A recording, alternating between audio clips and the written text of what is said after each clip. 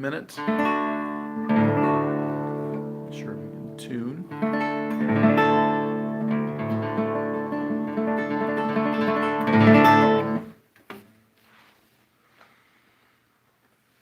Well, welcome everybody. This is the Michael W. Hull channel. Now I'm Mike, and I'm going to do a stream here. The piece is Kemp's Jig. This is from level 5 RCM series, list A.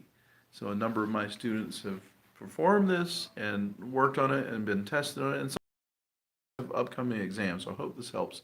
First thing you must do is get the 6th string tuned down to D. So if you're at E, let's get back up to the 6th string E. All of you know how to do this, but rather than use the tuner to tune down, we use pitch or as close to perfect as possible. So assuming all our strings are in tune now,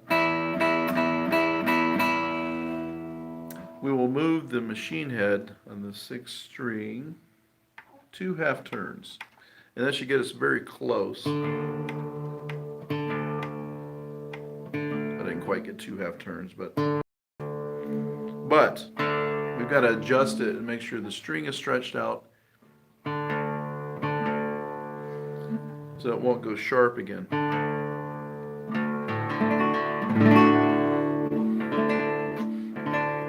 And test it with some octaves and perfect fifths, that kind of thing. There's some mild problems there, so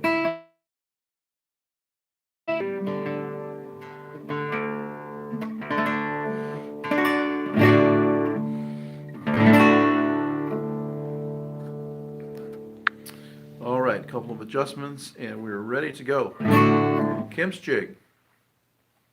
Kind of spirited and upbeat piece. It's a jig, it's a dance.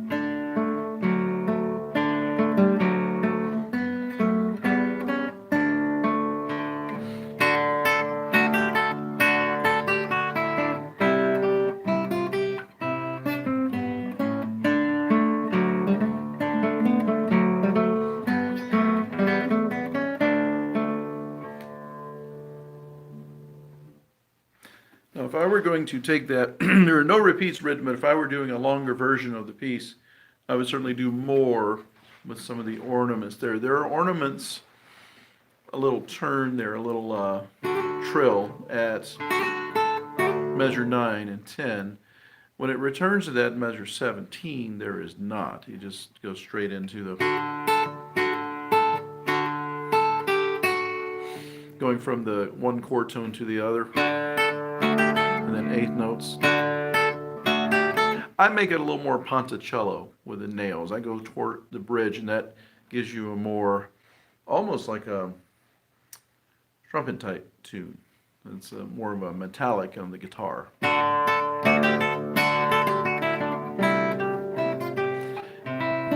then I go back to a little bit of a softer, more dolce a bit, or more normal there. Sometimes dolce is really more, even a thicker tone, kind of it means sweetly or gently, but this is a jig, so we just want some contrast. But if you notice the beginning, it's in cut time and there's some dotted rhythm, so it's a nice spirited tempo.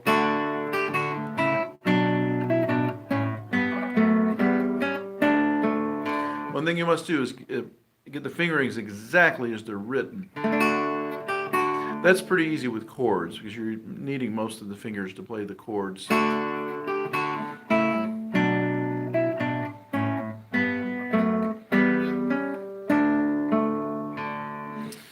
So with the left hand, you have basically just a very basic D chord and a suspension on the G.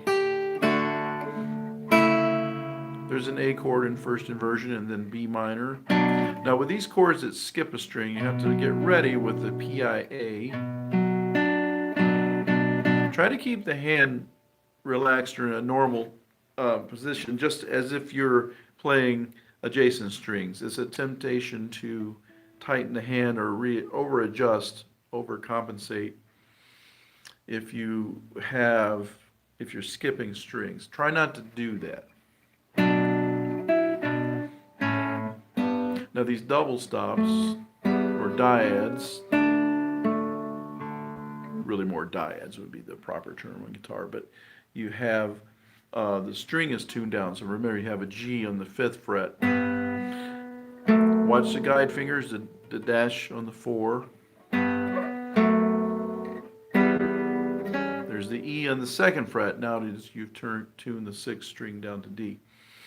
When you get back to that, those notes at measure 15, you have this G and B, F sharp and A, and then an E minor chord. Use the very same fingers. Mark them in if you need to, but use the very same left-hand fingers that you did in the first line. Measure 13 and 21, a similar passage as well. Here's 13.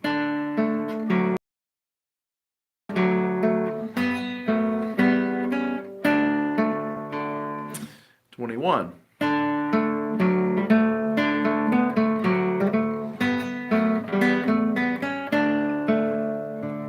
You don't really need a dramatic retard there. I probably did too much the first time. I think it's good to keep it spirited, get to the point, but definitely get to the end of the dance. You notice that 21 had little technical problems. There we go, the app. So we noticed that instead of just a very straightforward melody there, we had a dotted rhythm. 8th notes, dotted rhythm. Keep those dotted rhythms, those notes in between the 16th notes crisp. You don't want to fudge those, so have that, watch that sound there.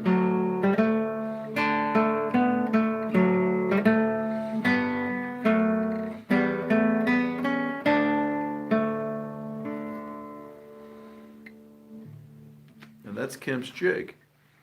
So make sure your scales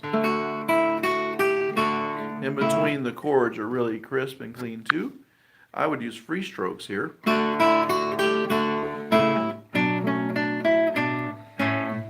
Rest strokes are not necessarily meant automatically for a louder volume, although it's easier to achieve that, and it's sort of a thick sound. But the Renaissance music is very quick and light and spirited, and you need a good free stroke for that. So that's what this is good for. So at any rate, that is Kemp's jig. I hope that helps. Everybody, I won't say good luck because it's not luck, but good luck on your exams. Take care.